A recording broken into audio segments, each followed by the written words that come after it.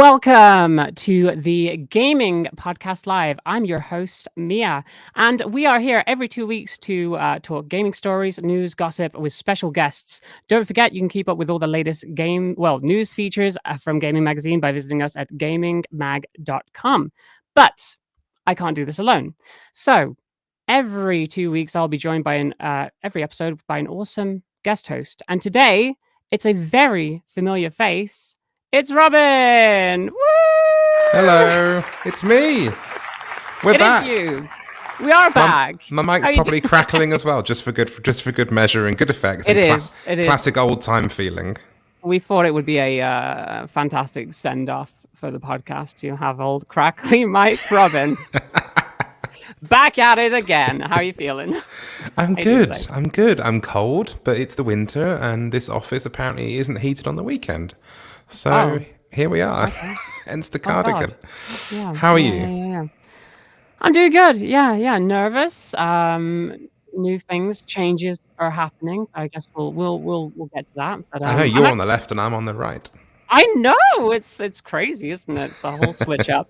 It's been a while since we've done this, so I'm just trying to get back into the groove of things. Yeah. But it's I guess it'll be like riding a bike. Just ignore the nervous energy. It's fine. Yeah. That's it. Just don't go over any potholes. Just a quick reminder for those of you joining us live, you can interact with the podcast both here in Twitch and in a special dedicated section over on the Gaming Magazine Discord. Absolutely. And you may have noticed something a little bit different this time around that we've mentioned. It's been a while since our last podcast, and I'm doing the intro. It's all flipped around. Sadly, this is Robin's last episode, as we mentioned, and unfortunately going forward you're going to be stuck with me and a super special guest host every time that we do this. But that's not all. Every week you're going to be able to find me live on the gaming channel in our brand new show, Let's Go Gaming, which we announced this week, actually, last Wednesday. That's going to be myself and two super special guests as we play all manner of video games. The first episode is going to be next Wednesday, and that's going to be 8 p.m. UK time, where I'm going to be going toe-to-toe with special guests Psyche and Donut Tart in Mario Party Superstars. It is going to be a lot of fun, and you'll be able to watch that live right here at twitch.tv/gamingmag. It's going to be fantastic. I'm really excited about it, actually. I'm genuinely thrilled, honestly. And look, I'm not going forever. I'm not leaving my job. We're not changing anything in that sort of thing. It's just, I think it's time to get some different people on the podcast. It doesn't have to be me boring everyone on a daily basis, proving how crap I am at gaming in real life. Oh God, we're on front page, aren't we? Sorry, Twitch. Hello. We are, yes. Sorry, I'm just going to apologize. Well, I'm a little bit under the weather, so if I get any croaks in the throat, that'll be why today. You'll be fine. Yeah. Okay, now, as it's our debut episode and we've got some very exciting things coming up, we're going to be joined by not one, but two special guests, all the way from Dragula. It's Erika Klash, and from RuPaul's Drag Race Canada, it's JuiceBoxx. Hell yeah! Hello, everybody. Happy Sunday. Look at this Happy gorgeous Sunday. lineup. I know. I love how you're matching as well. Yeah. We did not coordinate that at all. It just worked out like that because we're Exactly. Just icons tend to lay out like that. Yeah. Exactly. Exactly. So, both of you, I guess, how are things at the moment? How's everything going for you all? Things are good. I just got back from a little staycation, and now I'm prepping for a trip out to the Bay Area and to Los Angeles. So busy, but fun and exciting. And I'm looking forward to seeing my Bay Area queer family. And Canada is just slowly getting out of lockdown, like snail's pace. So God willing, I'll be able to start like doing shows in person again. But so far, so good. I've just been hanging out online, and it's been nice. Hell yeah. I will say it has been a while. That's just reminded me. It's been a while since the last podcast, last August, I believe it was. And the panny is still going strong. So that's wonderful. But that's been a lot of downtime. We've had a lot of time to do things. Robin, what have you been up to in all that time? Oh, what haven't I been up to? Christmas, lovely Christmas. Still didn't get the Christmas present that I wanted, which was Lego Star Wars Skywalker saga thingy that still hasn't got around to releasing yet. But that's only been meant to be released every 6 months for the last 2 years. But apparently now it's coming out in April, so that's a belated Christmas present to myself. What else have I been doing? What have we been doing? Oh, Book of Boba Fett. I watched 2 episodes, got bored, turned it off.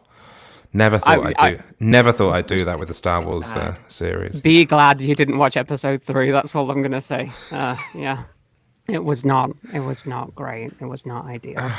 I got like 20 minutes into the first episode and I just like turned it off. It just seems so boring.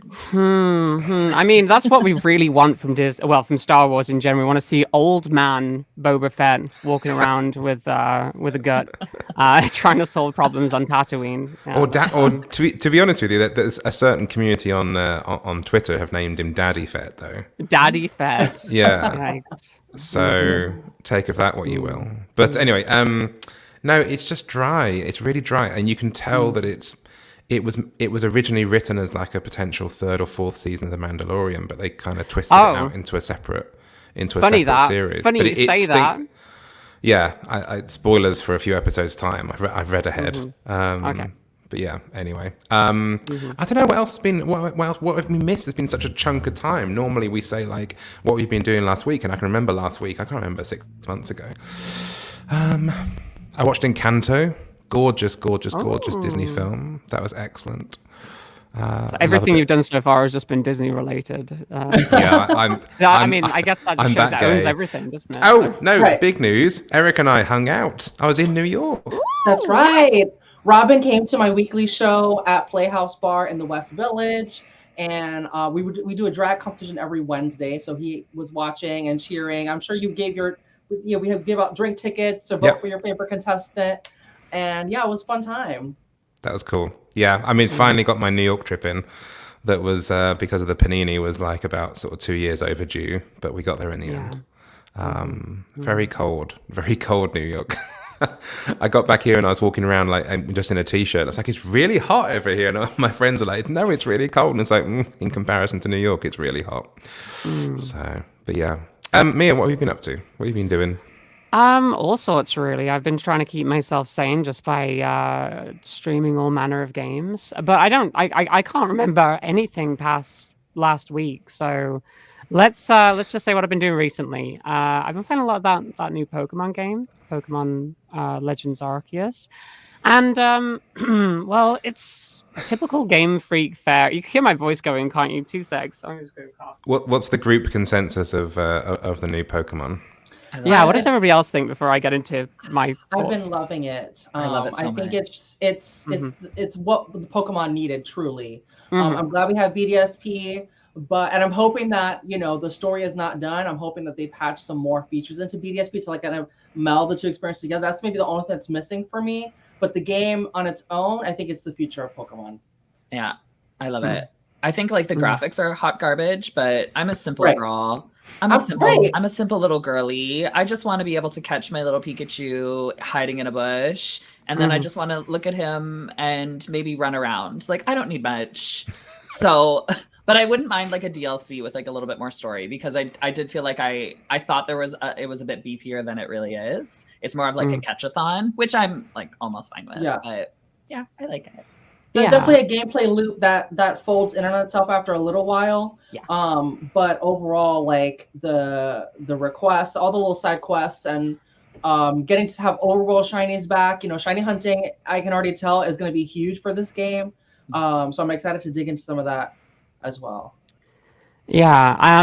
Personally, I'm enjoying my time with it. I stopped streaming it just because I wanted it to be more of an experience for me, but I've been playing it pretty much just sitting up in bed at the moment.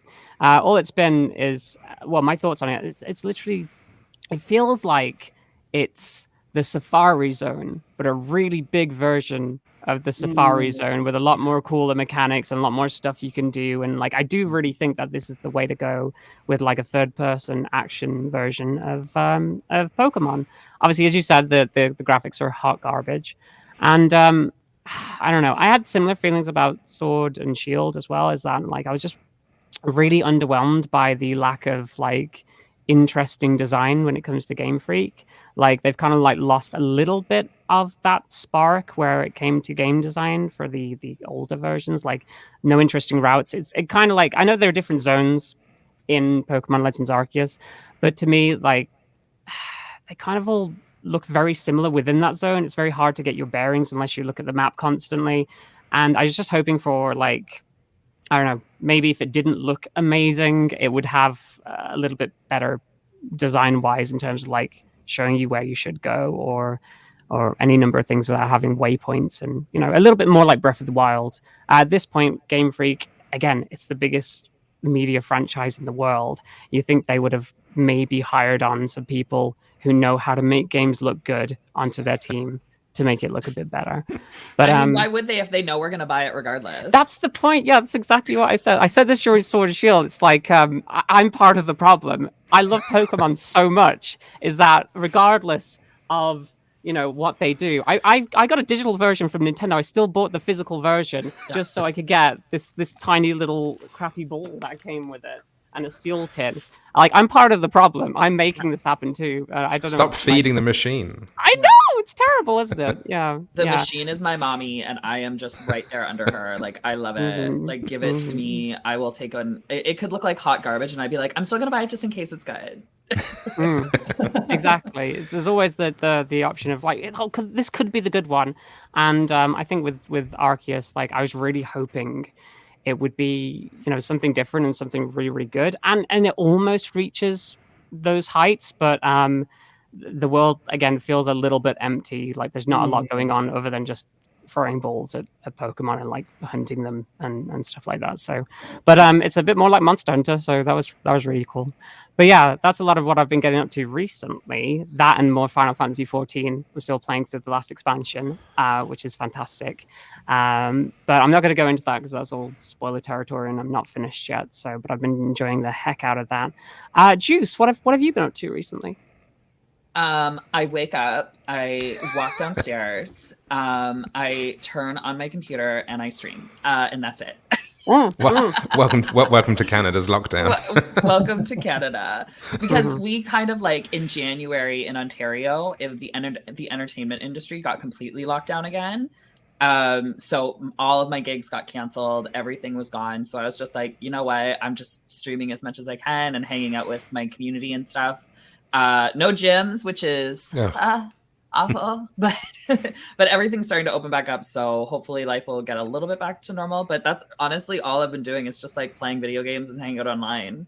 My thumbs are so strong, like tiny biceps. How's you? So, what game have you been playing? Has it been Pokemon, or have you been playing others? Me? I've been playing a lot of Brilliant Diamond, and I've been playing a lot of Arceus. So like Pokemon has kind of taken over my life. So it's been a lot of that. Me and my friend, he's another streamer. His name's Flannel Jax. We have a little competition going on right now. Whoever gets all the Pokemon in Brilliant Diamond wins, and the loser has to get a Pokemon tattoo. Really, I think losing is the winning of that. I was going to say. It's the new winning. Yeah. It's the new winning. Wait. He doesn't agree, but I think that it is a wonderful prize to lose. You should totally add an addendum to that where the winner gets to pick the Pokemon that gets put on there. I already did. So I want him to get a tiny Bidoof on his lower back that you can like color and like do things to, like just an outline. And he has not picked mine out yet, but I think I would get a cute little Bulbasaur. But he is still really against it. And I'm just like, imagine how cute that is. You're like going to reach for something and there's a Bidoof on your lower back. Everyone would fall in love. Just like a tiny beaver, like. Erika, what have you been up to recently? Yeah, gaming wise, Brilliant Diamond Shining Pearl, Legends Arceus. Recently on the channel, we also did Sonic Adventure 2. In the GameCube version, and I've like completely fallen back in love with the Chow Garden. Shout out to the Dreamcast era of Sonic. So probably gonna do Sonic Adventure 1, Sonic Heroes. We did some Super Mario 64 recently. That's a game that I've played since I was like 3 years old. So it's been cool to kind of like couple those newer games that are like really hot for me and that I've just been obsessed with versus like some of those like old favorites of mine. Because I am a retro channel on my channel. And then and just life in general, working on this weekly gig, and right now I'm trying to get my Patreon together, so that's like one of my projects for this year, and a few like social media like back end stuff while we're in Mercury retrograde. It's a good time to do that kind of stuff. So And I just recently celebrated my 29th birthday as well. Happy birthday. Nice. Yeah. Oh God, that reminds me. My birthday's coming up very soon. Don't ask me how old I am. Jeez. Oh God. How old are you? No. I'm not asking that question. Okay, moving on. So, the Gayming Awards 2022 are taking place this April, and now we're going to reveal the official nominees. I'm very excited with this. It's going to be absolutely fantastic. We sure are. Yes, Gayming Awards 2022, April 25th, both live in London and also right here on Gaming Mag on Twitch. We had a fantastic year last year and had 125,000 people watching live while we're unveiling our winners. And let's get even bigger this year. We've got 3 extra categories added just to celebrate a bit more. And let's get going. Wow. Yeah, so the first award we get to reveal the nominees for is the Best LGBTQ Contribution to Esports. Now, this award recognizes the contribution of a person or organization who has done a significant amount of work in promoting, developing, and championing diversity in esports. And our nominees for that just happen to be Amanda Stevens, amazing person. We have Cloud9 White, the Valorant team. We have CMSA, and we have Emmy, Captain Fluke Donaldson. So, huge congratulations to all of them. Mm-hmm. I think Emmy's fantastic, obviously based here in the UK. Amanda is just known all around the world for their work at esports, and their work on esports, and absolutely fantastic representation there. Cloud9 White have been doing some amazing work with their lineups. And the CMSA, the Chicago Metropolitan Sports Association, started up a whole esports league in lockdown and have hundreds of players all around the world now, all LGBTQ players. So they've done a fantastic job as well. So congratulations to all of them. The next category, that's the word, not prize, is the LGBTQ Tabletop Game Award. This award recognizes the best tabletop game with LGBTQ themes. And the nominees are Adventuring with Pride, Queer We Go Again by Jack Dixon. The House Doesn't Always Win by Michael Wheels Whelan. Thirsty Sword Lesbians. It's just the best name for a game ever. Do more of this by Evil Hat Productions, and Wander Home by Possum Creek Games. Congratulations to all of them. Yeah, I love the idea of just like the name Thirsty Sword Lesbians. As soon as I saw it, I was like, I need to play this at some point. Let's go. Also, big shout out. Yeah, they win.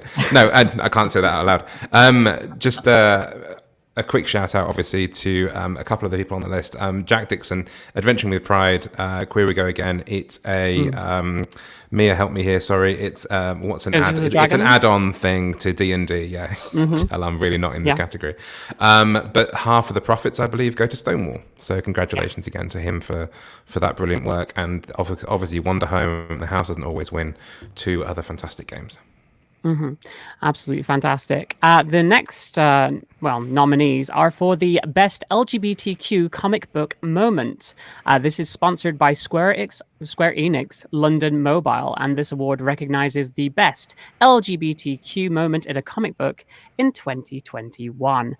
And the nominees for that happen to be DC Pride, #1 from DC Comics. We have Killer Queens, which is David Boer and Dark Horse Comics. We have The Pride Omnibus, which is Comixology and Dark Horse Comics, and X Factor #10 from Leah Williams and Marvel. A lot of these are actually really cool. I looked into them personally myself. Obviously, we've got DC Pride. This is a particular magazine, which is more of an omnibus. It's kind of like an anthology type thing, which has a lot of different stories from across the DC universe. DC Marvel. I'm more of a Marvel girl myself. Let's just say that.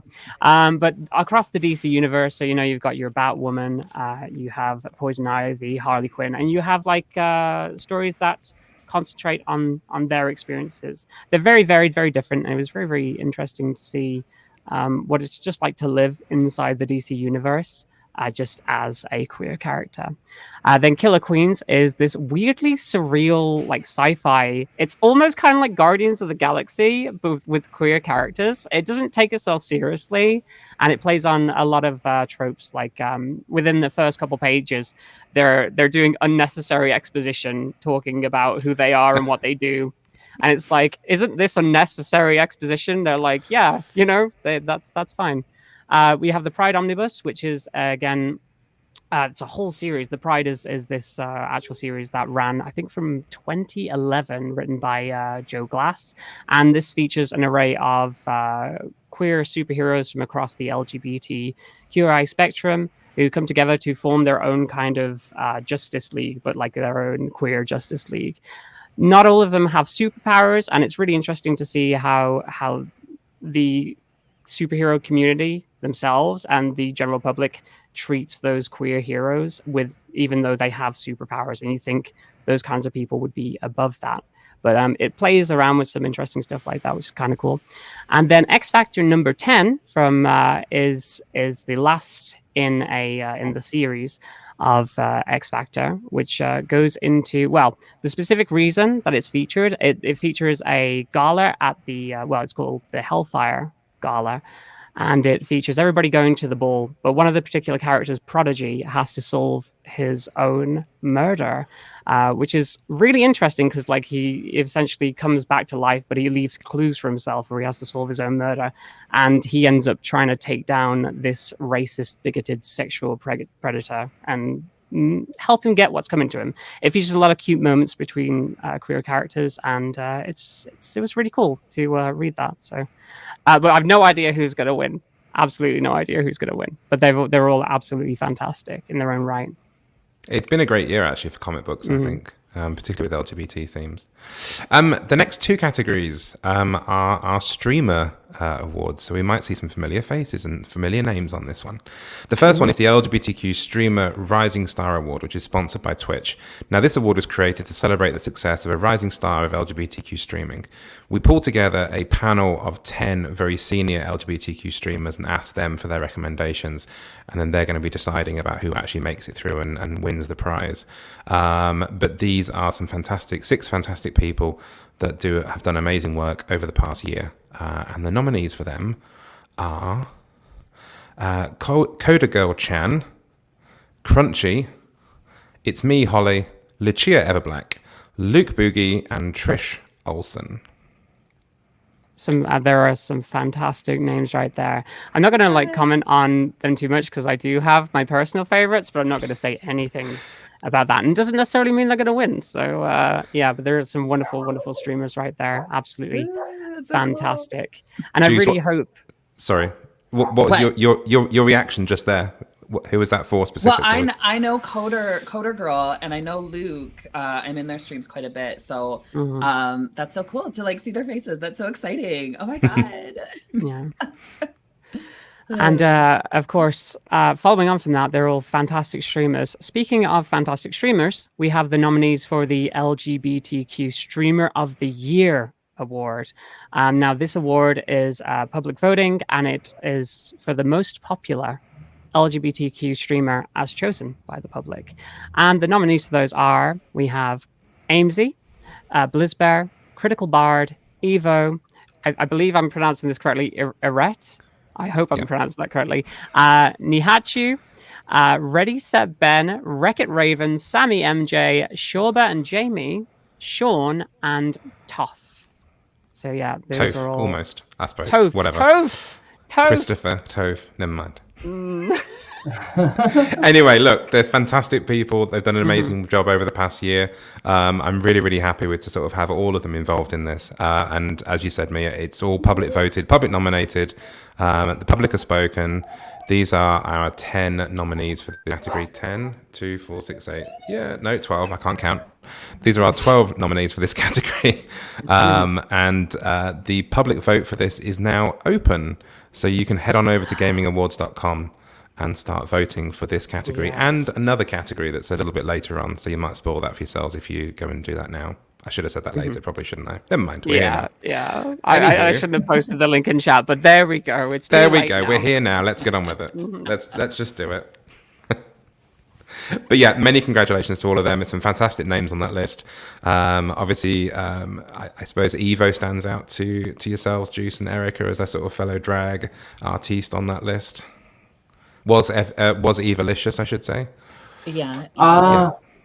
Yeah. Also, Sean, I'm having trouble reading the names. Is Raven there too? Blizzbear? Yeah, Wreck-It Raven's there. Sean, Shabba and Jamie's there. That's so cool. So many cuties. Absolutely. Good list. I could probably share my favorites in this because I go for it. You know, I'm so glad to see Ben on the list. He's an absolute sweetheart, absolutely. And Critical Bard is a gosh darn cool streamer too. The great thing about this though is did the public vote for this beyond this point as well? Absolutely, yeah. So it doesn't matter if we have favorites because we don't get to pick. So yeah. Liz Bear one time banned me for being hot, and I was really honored. I was like, "Oh my god, thanks!" Amazing. Brilliant. So the next award is the Best LGBTQ Indie Game Award, which is sponsored by Xbox. This award acknowledges the best indie game made by an independent developer which is focused on telling an LGBTQ story or heavily features an LGBTQ element. And the nominees for this category are A Year of Spring, Boyfriend Dungeon, Lake, Soul of the Necromancer, Unpacking, and When the Night Comes. Much love to all of them. Yeah, I adore Boyfriend Dungeon. Games. Yeah, I absolutely adore A Year of Spring. Like a lot of these, that series of games is on itch.io and you can play it for free.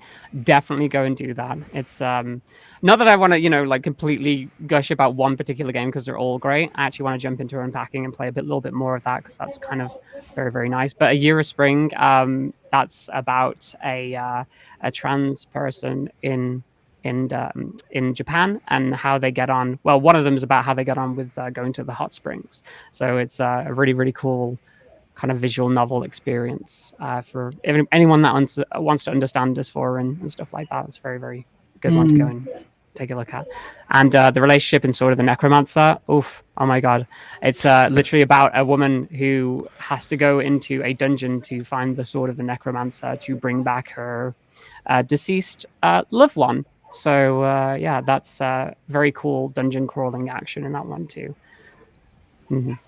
Awesome. After this, we have another award, and this one is the Best LGBTQ Character Award, and this is sponsored by Rocksteady.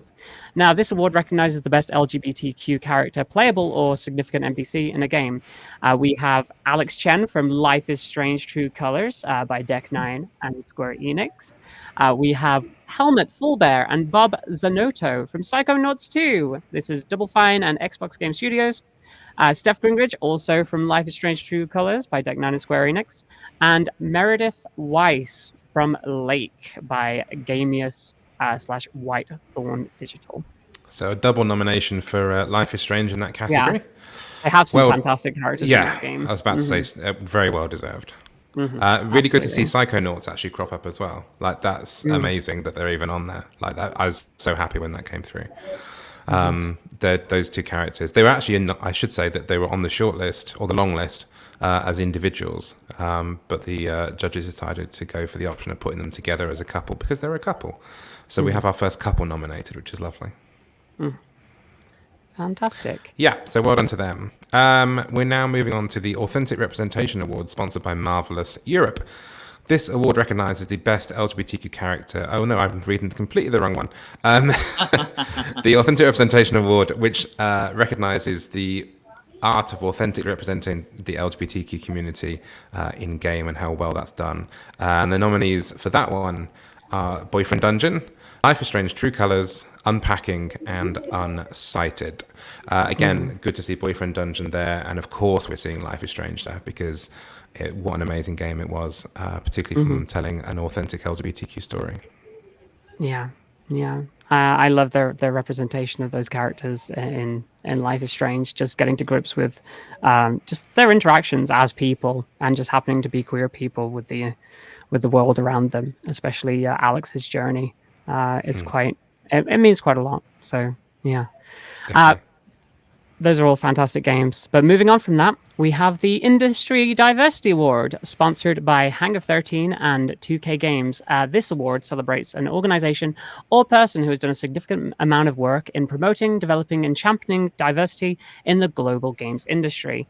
And the nominees for this are I Need Diverse Games, London Gamers, Uki's Raise the Game Pledge, and Women in Games International. Congratulations to everyone. I mean, this is actually just to note this one. This is 2 years in a row now that I Need Diverse Games has been nominated. They actually won last year. So can they win 2 years in a row? That's the question. But also, it's good to see extra people on this list. We have Yuki with their Raise the Game Pledge, which is an amazing initiative here in the UK about promoting diversity in the UK games industry. So they're doing a fantastic job there. Women in Games International doing an amazing job all around the world of promoting sort of women in the games industry. Does what it says on the tin. And London Gamers leading the way with an amazing nomination there about all the work they do, both in person, but particularly for the last year, about all the sort of work they've been doing to keep everything together and keep their community going during the pandemic. I'm so happy to see I Need Diverse Games on the list again for the second time. I'm so glad that there are so many organizations that are working towards improving diversity within the industry. Obviously, with everything that's gone on in the last several years, we know for a fact that's definitely needed, some of which we've talked about on this podcast. So the more I see here, the happier I become. What's up next, Definitely. Robin? Up next is the one that I spoiled earlier, which is the Gaming Magazine Readers Award, sponsored by EA Games. This award celebrates Gaming Magazine readers' favourite game of 2021, and yet again, this is an opportunity for the public to get involved. We asked all of the contributors to Gaming Magazine to name their favourite games of the year, and came up with this list of nominees, and now it's up to the public, the readers, to go and have their say. So the nominees are Boyfriend Dungeon, Forza Horizon 5 from Playground Games, Metroid Dread, Mercury Steam Nintendo, Resident Evil Village from Capcom, Sable, Shedworks Real Fury, Shin Megami Tensei 5 from Sega, Super Monkey Ball Banana Mania by that studio and Sega, no, don't make me pronounce Japanese, sorry, and The Great Ace Attorney Chronicles from Capcom. Mia, can you pronounce that Japanese studio for me, please? Ryuga Toku. Thank you. Amazing set of list. People will be wondering, if you maybe haven't quite plugged into, why Forza Horizon 5's on this list. For a mainstream racing game, you can choose pronouns. And it's a really, really amazing sort of step in the right direction for just normalizing pronoun usage in such a mainstream sort of popular game, which is great. Yeah. I was trying to think of another word, but we'll just go with, I was going to say straight friendly, but that's the wrong thing to say. Straight game. I'm absolutely so happy with some of the games on this list as well. I don't know if you can tell from behind me, but I'm a massive Nintendo fan, as some of you already know if you're listeners to the podcast. So I'm not that I'm biased against any one particular person, one particular game for winning, but I have my favorites there. So yeah. Up next after that, we actually have the Game of the Year award, sponsored by PlayStation, none other PlayStation. Those nominees just happen to be Boyfriend Dungeon, Life is Strange True Colors, Psychonauts 2, and Unpacking. Ooh.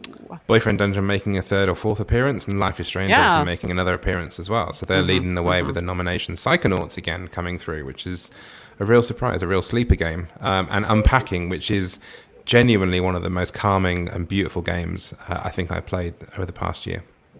I'm actually really excited about a couple of these on the list. I have my personal favorites. I'm not going to say them though, because I don't want to add any bias. But I'm so glad that one or two is on here. Oh, I want to gush so bad, but I don't know if I can. All right. So that's the nominees of the Gaming Awards. Congratulations to everyone nominated. Congratulations to those that weren't nominated. It's been an amazing year over the past year. A very difficult year, but an amazing year nonetheless. And the queer representation on show and in the industry is getting stronger and stronger by the day. And that's something to be super proud of. So join us on April the 25th right here on Twitch for the Gayming Awards live from London. But if you live in the UK, or if you really want to fly to the UK, that's up to you, and want to come and join us live and enjoy an exclusive pre-show from nerdy drag troupe Sybil's House, tickets go on sale on Tuesday at gamingawards.com. So that'll be Sybil War and a fantastic nerdy drag troupe for a half-hour pre-show that won't be seen anywhere other than live in the theatre. So be there, be square, enjoy the show, and then find out who wins on the Gayming Awards. Oh my god, I love Sybil. Absolutely fantastic. So what else have I got to say? Voting's open. I mentioned that earlier, and I ruined that earlier. So voting is open. So again, head over to the Gayming Awards. There's buttons all up and down the page that says vote now. You can vote, remember, for Streamer of the Year, and you can vote for the Readers Award. So do have your say. Get into the chat, get into Twitter, use hashtag Gayming Awards 22, and sound off as well about who you want to win off the rest of these lists as well. I don't think the judges will be listening because they're very professional, but it'd be good to sort of like have a good chat and really celebrate some of this wonderful, wonderful year of awards. So yeah. Thank you, Mia, for helping us through that. That was excellent. Yeah, no problemo. So now, Juice and Erika, it's time for your spotlight. So let's get to know you a little bit better. Yes. So, well, first of all, when did you both start streaming? Actually, I know this. I know it's 2021, wasn't it? What did you both start streaming? Yeah, I started around this time a year ago. So it was like the day after my 28th birthday, January 26th. So we just celebrated actually the 1-year anniversary of our channel. Hell yes. Happy birthday and I think I'm almost at happy 1 stream year anniversary. too. Thank you. I'm not sure when I'm at 1 year. I think I have like my mods and stuff are taking it, like keeping track of that because I always forget.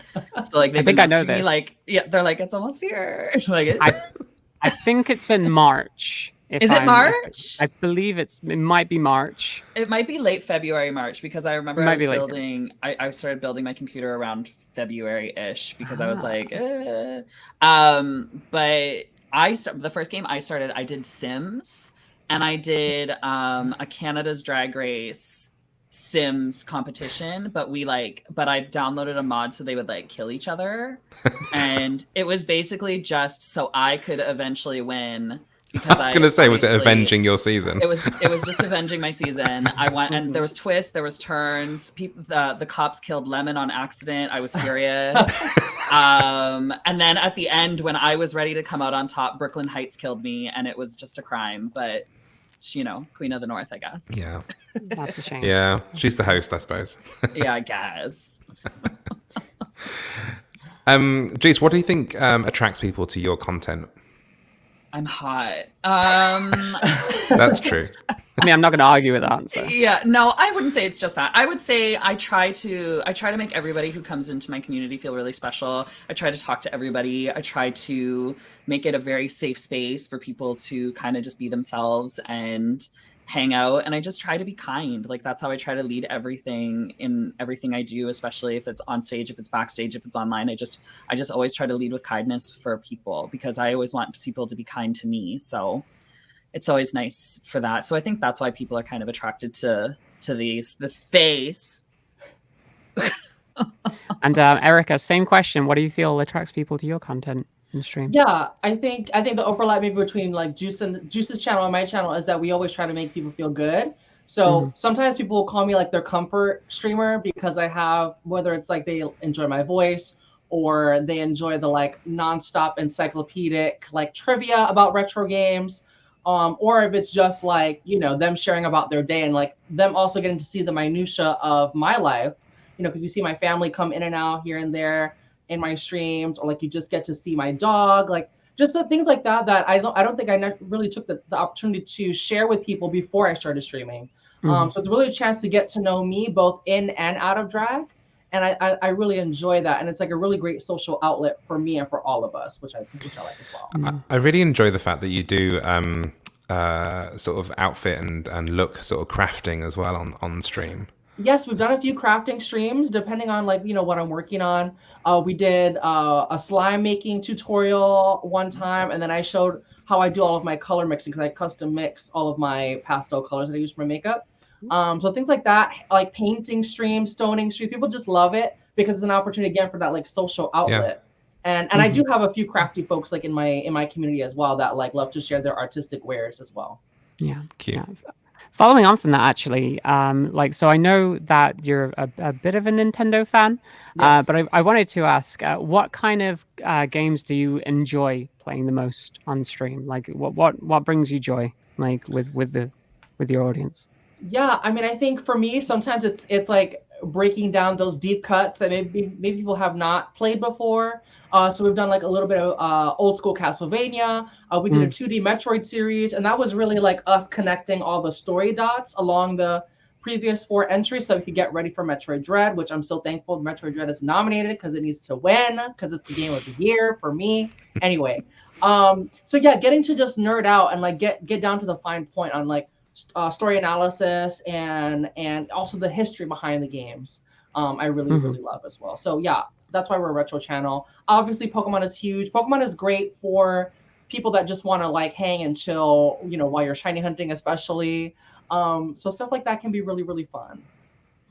Absolutely. And we love to do the occasional horror game as well. So the kids, whenever we reach our sub goals, we always do a horror game to kind of, you know, torture me, kind of get that Dracula vibe a little bit on the screen. I've seen a lot of the makeup kind of costumes that you do are related to what you're playing as well. So it's very interesting to see.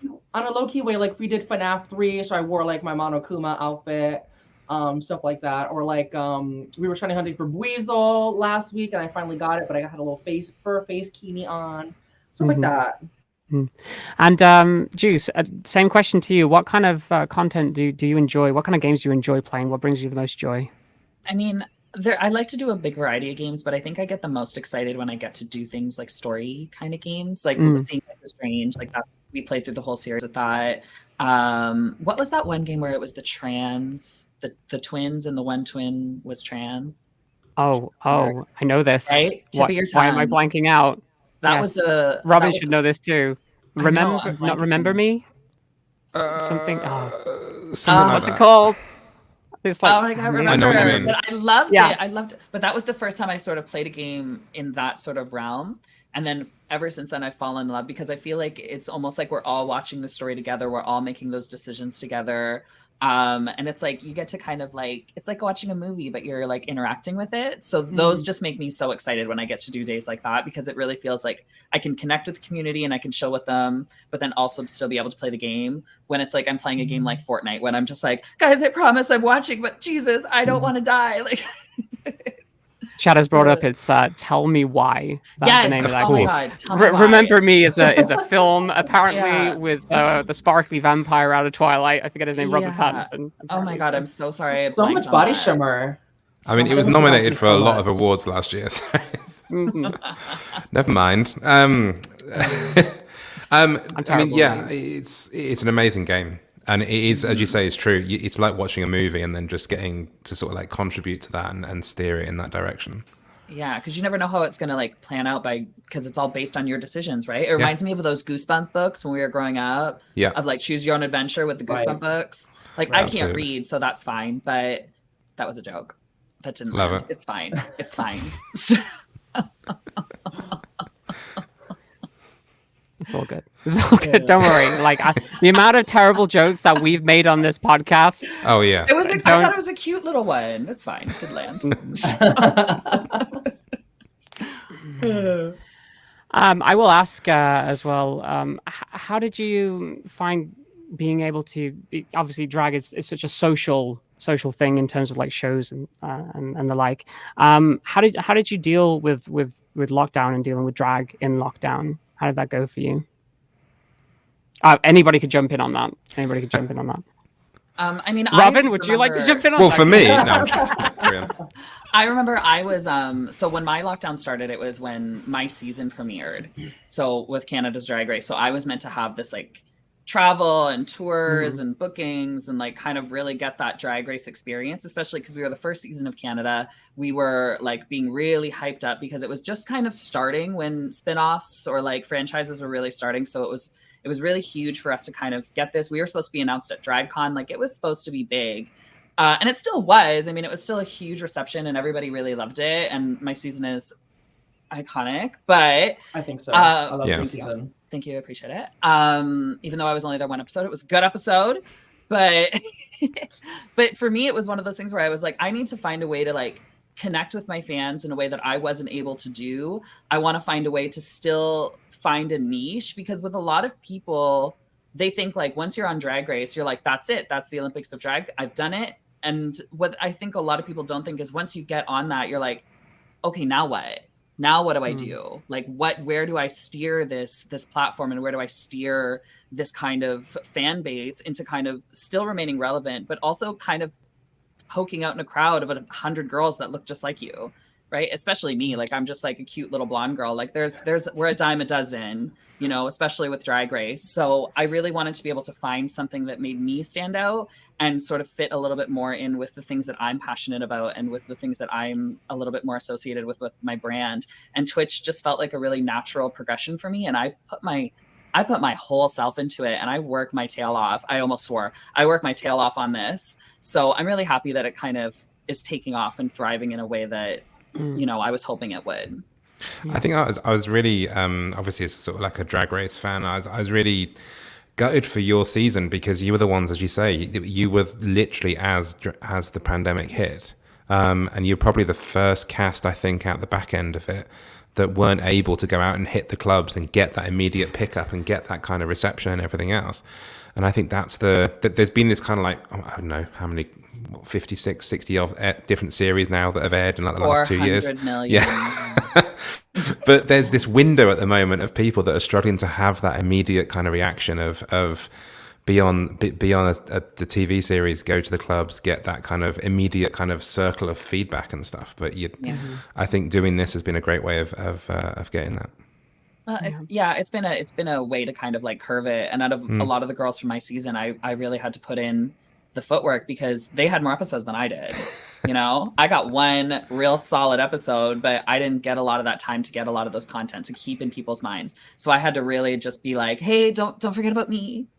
Did you get a reunion? I don't think you got a reunion either, did you? I mean, like I love my sisters. I love everything about it. But our reunion was a year later. It was essentially just a Priyanka show. Like, I love her so much, but like it was literally like us all being interviewed by Priyanka, surrounded by Priyanka's outfits. Like, it wasn't a reunion. I was there for 10 minutes. Like, it was silly. And it's like they were trying to rehash things that like we had already talked about. It had been like 2 years. No one cared anymore. And then it was like Alona and Bobo screaming at each other. And then Boa calling Priyanka out for not texting her back. It was a mess. So I was just like, I got my check and I was like, bye. Like, thanks. Yeah, just to follow up on that, Erika, obviously, I'm not sure if there are any like major lockdowns or anything going on right now for you, but when they were up, what kind of effect did that have on you? And obviously you do shows and stuff. So how much of a negative impact did that have? Not to dive too deep into like trauma, but Spill. We'll gloss over it in a TV sort of way. No, you know, the pandemic hit right as I was moving back to New York, so my life was very much in limbo already, and then to have everything shut down, I didn't have access to a lot of my drag, a lot of my things. It was mentally very challenging, and then of course it got better. You know. We experienced the worst of it really up front here in New York. And then in the springtime, it got a lot better. So I was able to, you know, kind of push through those initial challenges. I had a project that I was lined up to do. Unfortunately, due to COVID restrictions where I lived, I had to be cut from the project. That was also very challenging. But, you know, then I got to actually go on tour with Jimbo from Canada's Drag Race later that year. So it kind of had its pluses and its more minuses maybe than pluses, but I think I had another one of those light bulb moments. Another one happened when I worked with Twitch back in 2019. This is in the before times, obviously, where I really wanted to stream, and I was like playing games and like commenting and like sharing all this trivia and all this joy and knowledge. And I was like, oh, I have to like really just get into it and really set everything up. So that was kind of my like winter 2020 into 2021 project. And now we're here a year later, and it's like hard to imagine Twitch with, you know, not being in my life, you know, my community not being in my life, all those things. yeah, it's been really fun. Awesome. And like I want actually to ask, what did you think of the latest season of Dragula, or to get your take on that? Yes, no, I enjoyed it. I felt like the exterminations were maybe not as extreme, but I think that's what the moment calls for.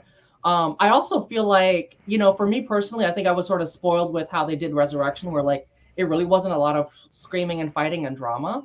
So that part wasn't as engaging for me. I also just don't really love to watch that in other shows either. I really just want to see the floor shows, and like I want to hear some debate about the art as opposed to like, yelling and screaming about just petty things. But I'm really excited that Dragula with season 4 has like taken its place in sort of like horror, the horror genre as a whole. And like we're a part of horror history, being like this sort of queer focused competitive reality show in that sphere. So I love that, and I'm excited for that. And I'm sharpening my claws when I feel that. You don't like when they scream at each other? I love it. Well, I mean, I think it was fun. The first episode had the sort of like fun shade that you could just throw, but then at a certain point, I think they were hitting home the similar points, or it just became more about this like they said. That part just wasn't as engaging for me personally. Oh, for me, I was glued to TV. I was just like drag each other. Valid. I was living.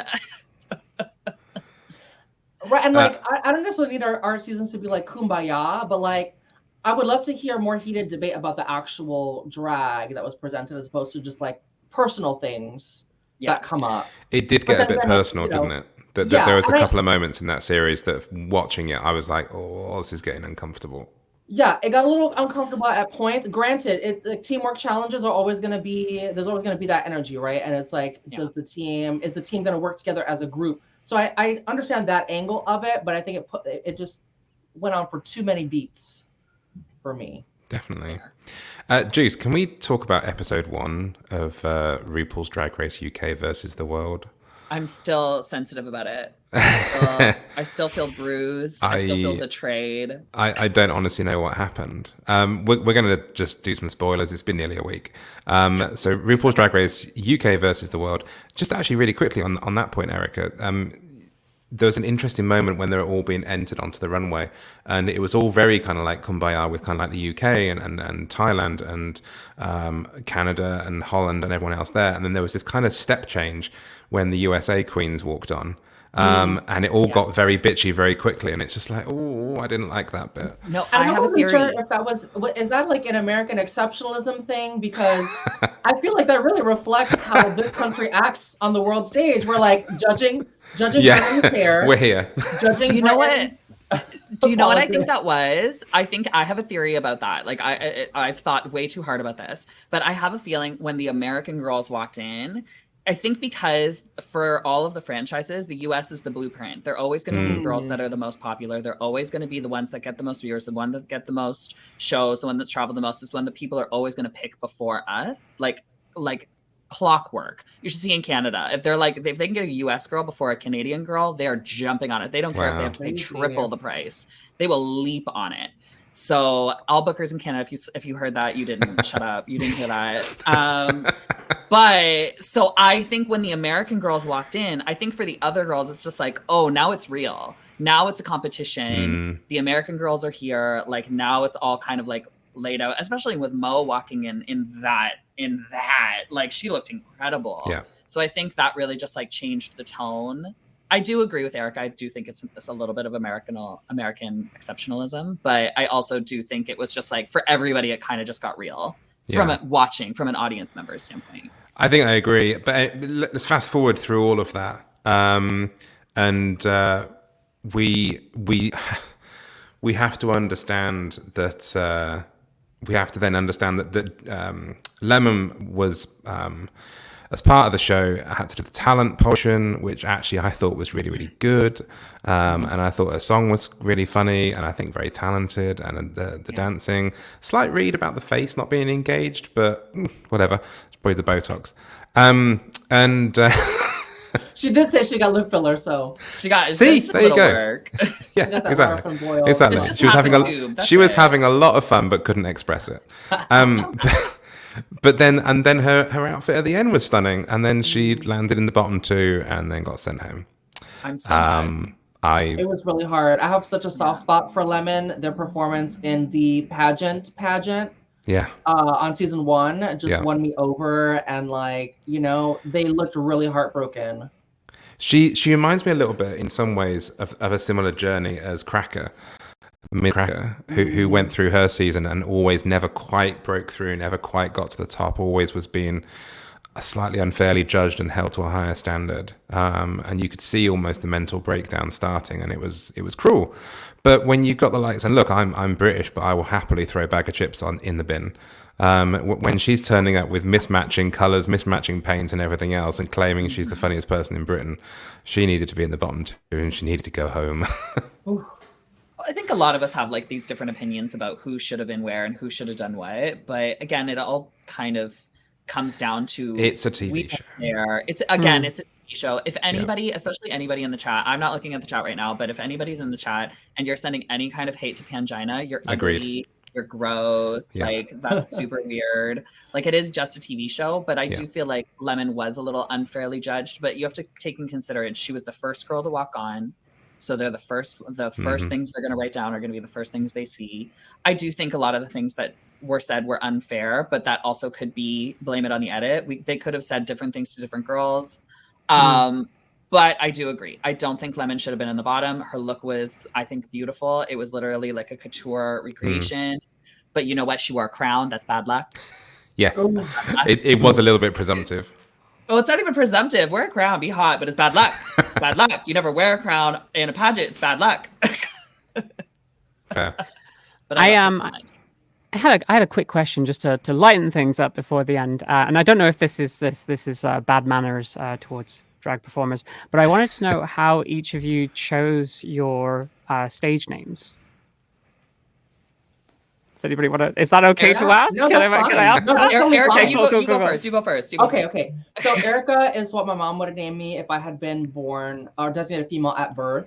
And then Clash comes from Mario Clash. For those Virtual Boy fans out there, Mario Clash was the like 3D version of the original Mario Brothers. And I always just loved the name. I love the alliterative nature of Erika Klash. And so that's where it came up, because really like my drag is all about being this like cartoon that's like pushed themselves, this demonic glitch that's like pushed itself into our dimension. And so that kind of sounded appropriate. Hell yeah. It's a nice even 10 letters. I love that. JuiceBoxx. Are we still on the front page? Yes. Technically. Okay. PG version. Yeah. Okay. So I remember before I started doing drag, I just wanted to be just a hot girl doing hot things. And a friend of mine said, we were watching Will and Grace, and Karen Walker picked up 2 boxes of wine and said she brought juice boxes. And he's like, oh my God, that would be so silly. That should be your drag name. And I went, oh, let's look it up. Let's look up what that would mean on Urban Dictionary. And it means exactly what you think it means. If you need to Google it, if you need to do whatever you want. So think about that. And I went, let's do that. And then and then I started drag, and I never took drag seriously. And then all of a sudden I took it seriously, and I was too deep in. So the name had to stay. We couldn't change it to something more appropriate. I'm just watching Erika furiously Google. I just Googled it. Y'all, you will not regret it. Fantastic. Okay, final question. Where can people find you and your content? Let's go with Erika first. Where can people find you and your content?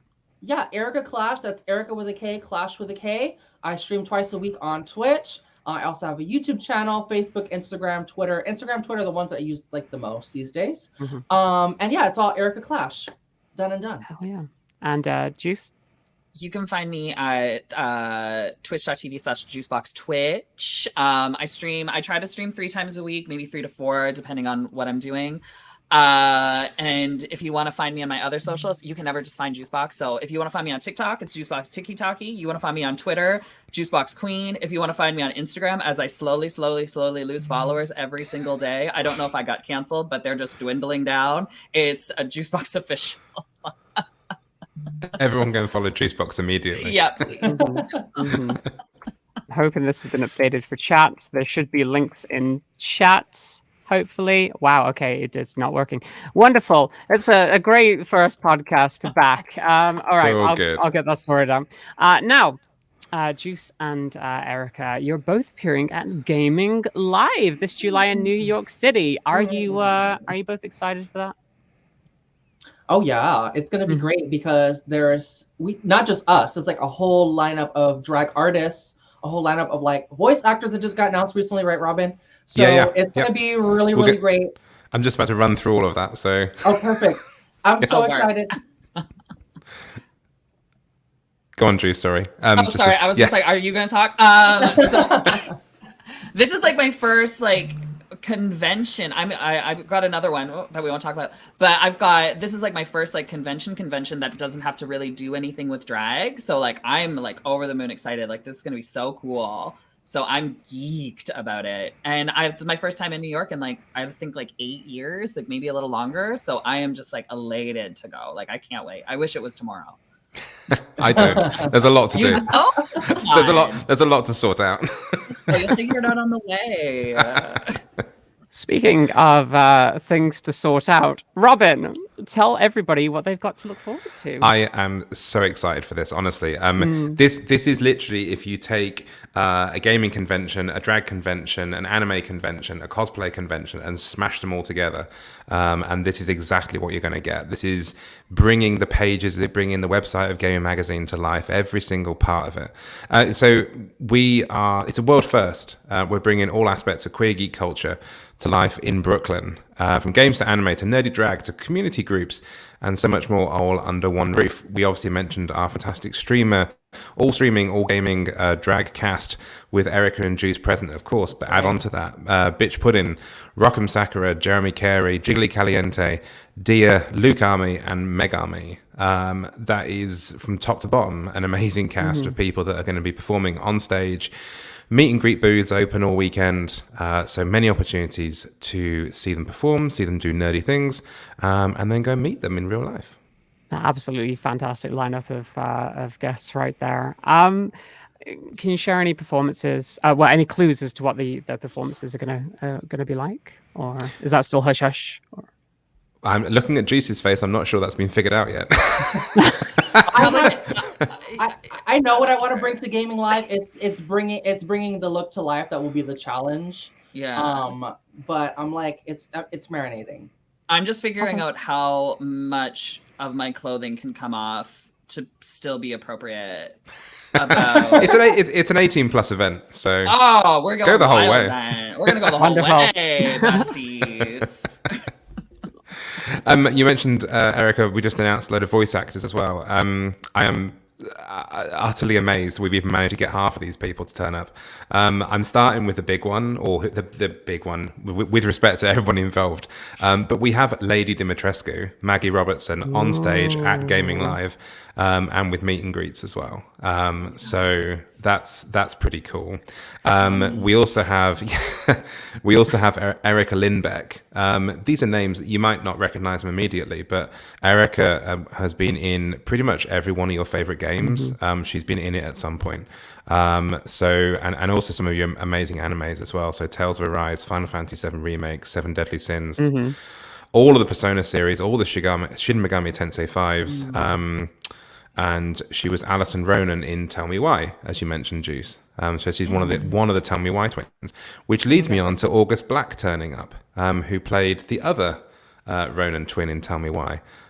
So this is actually going to be the first time, I think, that the Ronan twins will be on stage together at a convention or at all. So we're getting the band back together, back on stage, and that should be really cool. We're also joined by Danielle McRae, who's again has been in pretty much everything from Monster Prom, Final Fantasy VII Remake, Guardiantia, Maggie the Kingdom of Magic. She played Karma in League of Legends, Arcade Spirits, literally everything. And they're finishing off that sort of lineup of amazing voice actors. We have Kieran Strange a good friend of mine who was Lorelei in Borderlands 3 and plays Paladin Mike in the upcoming Tiny Tina Wonderlands. But again, she's been in fantastic anime, Monster Prom 2, Astra Lost in Space, the case study of Vanitas, etc. So amazing, all of them coming together as well. Meet and greets are available. And yeah, that's going to be an amazing sort of like time to sort of like start celebrating our LGBT voice actors as well. For the cosplay lovers, I mentioned Jeremy Carey earlier. So Jeremy's bringing his popular cosplay competition to Gayming Live. So he debuted on, I'm going to say September, October last year. He did an amazing series of cosplay competition, cosplay on Twitch. And he's a sort of standard-ish kind of competition with people being voted off every week. We're now bringing that onto the main stage at Gayming Live. So there's going to be 2 competitions. The Saturday competition is going to be the kind of the expert/experienced cosplayer competition that's going to have a number of requirements and prejudged entries and all this sort of stuff. But on the Sunday, it's going to be an open stage. So anybody turning up in cosplay who wants to be judged can just jump on stage and the prize is handed out for the winners. Erika, let's jump on stage. Let's do it. Oh my Let's God. run on. I think I have a Luna onesie in here somewhere. Imagine, I was about to say, imagine cosplaying or something and then just like ripping their hand. It's me. Right. Oh my God. I'm going to come on as my fursona. This is all just a mask. I don't know if you knew. Rip it off. Finally, the community zone is going to be home to a number of amazing, awesome League partner groups, including the wonderful Boston Gamers, CMSA, who was nominated for the awards earlier, Chicago Met Sports Association. GamerX over from the West Coast is coming to the East Coast. Geeks Out, who organise FlameCon, but also organise all the community rooms at PAX's. NYC Gamers is our local host group, and Queerty Gamers in from LA as well. So and a number of other non-profits and other groups to be announced there as well. So there's going to be a real kind of wholesome feel to all of this. Mm-hmm. Of course, there's still going to be gameplay opportunities. Of course, there's going to be indie games to play. Of course, there's going to be some secret AAA stuff that I really can't talk about. Otherwise, someone's going to shoot me. And so much more to be announced. Panels, there's going to be loads of panels on both days. Again, groups of panel people talking about either queer horror or talking about Erika takes a short breath in. I'm already anime, comics, everything really. It's going to be one hell of a weekend, and we haven't even talked about the after parties yet, which are still TBC. That piques my interest. After parties, let's go. The Saturday party. I really can't say anything because we haven't got anything on a contract yet, but it's very big and it's very exciting. Yeah. Mm-hmm. I'll pass you the gossip, but it's going to be one hell of a weekend. I'm guessing maybe we'll see some of your favorite faces from gaming walking around as well. Yes. So Amy, myself, a few other people are going to be there. Our contributors are going to be there, contributing to panels and just being fabulous and just being a wonderful gaming family. There's going to be a lovely there's going to be a lovely chill out space as well outside. It's going to be July in New York, so it should be fine. There's going to be a community stage outside with some local musicians playing. So if you want to get away from it all and you just want to go and sit on a beanbag and listen to some local music, there's a little chill out stage outside as well.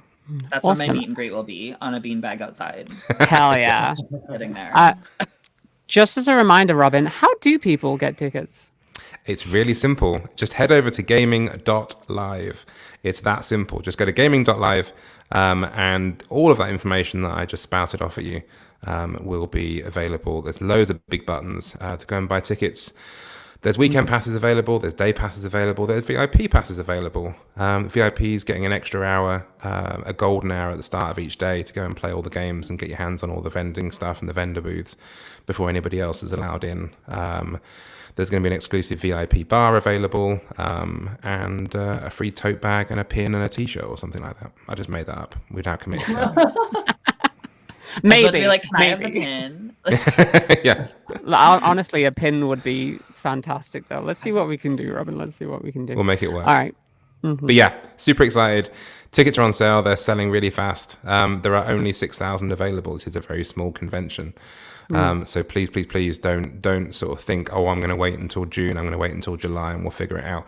And I should say, and because you two are on the podcast, you get to have a little shout out. Each of the queens, each of the drag artists, I should say, and also each of the community groups have a discount code. And if you type in, is it Erika Klash and JuiceBoxx, I believe, as codes, you're going to get 15% off. And JuiceBoxx 15. JuiceBoxx 15, beg pardon. Well, check out the socials anyway. It's all on all the artists' socials. Go and find your favorite. They get a little tip out of it as well. So it's all the better. Fight. Wonderful. No, I'm joking. Fantastic. So yeah. Erika and Juice, thanks. I'm literally doing it. I'm signing off. I'm doing the sign off. Thank you so much for joining us today. It's been an absolute pleasure to have you both. It's one hell of a way just to restart the podcast, and I'm excited for 2022. It's going to be a big year. Yeah. It's honestly, it's been so much fun having you on. I've enjoyed the energy that you've brought to the cast for this first one back. So I'm really happy for you all to have been here. Thank you. I appreciate it so much, and it was super fun. So thanks for having us on. Thank you for having us. Happy new beginnings to the Gayming Podcast. And we'll see you soon. Yeah, and hopefully going forward, it's also going to be like as cool as this one has been, because from here on out, I am by myself. This is Robin's goodbye. So a big old. We've really set the standard pretty high for you. Exactly, big shoes to fill. It's all downhill from here. Let's go. Every week, it's got to climb. Every week. Okay, we'll see. I'll see what I can do. Yeah. But in the meantime, thank you so much for joining us on this episode of the Gayming Podcast Live. We will be back in 2 weeks' time with the next episode. But that's not all, is it? That is not all. I was just about to say that is not all. But it's not all, is it, Mia? Oh, no. Yeah, sorry, that's me. Yeah, yes, Let's Go Gaming, Wednesday. Let's promote. It's the quality is so up there. Let's Go Gaming's happening this Wednesday, so make sure you come along to that. It's going to be, as I said at the beginning of the podcast, it's me, Psyche, and Donut Tart at 8 p.m. UK time, having a showdown. We're not showing anything in particular, but we're having a showdown in Mario Party Superstars. So that's going to be all kinds of fun. I'm so looking forward to it. And then on a weekly basis after that, there's going to be a wonderful array of streamers. Yes. So who knows, might be popping up to play some games. Your favorites, probably. On the gaming channel. If you want to let me know who you'd like to have on the podcast or the show, tweet at me at the Meabyte. You can do that on Twitter, or tweet at Gayming Mag as well if you want stuff on the show. Any of the shows. Yes. Jimbo only as that ghost, and he just needs to keep throwing baloney at the camera as well. Jimbo for the whole interview is just going throwing baloney the whole time. I still haven't recovered from that. I don't think I ever will. Top tier. Love her. Subscribe to the Gayming Mag channel on Twitch so you don't miss any of these amazing shows. And there's a lot coming up. Remember that also that podcasts can be listened back anytime on all major podcast platforms. And if you're there listening, hello, you can come on over to Twitch and watch us next time. It's much more chaotic because it's live and it's good fun. And I won't be here, so that's even better. None of the weird stuff gets edited out either, so you definitely want to come watch it live. So head on over to twitch.tv/gaymingmag. Yeah, definitely do. But in the meantime, don't forget to keep reading Gayming Magazine, and we will see you all soon. Bye for now. Bye for the last time, Robin. Bye. Bye.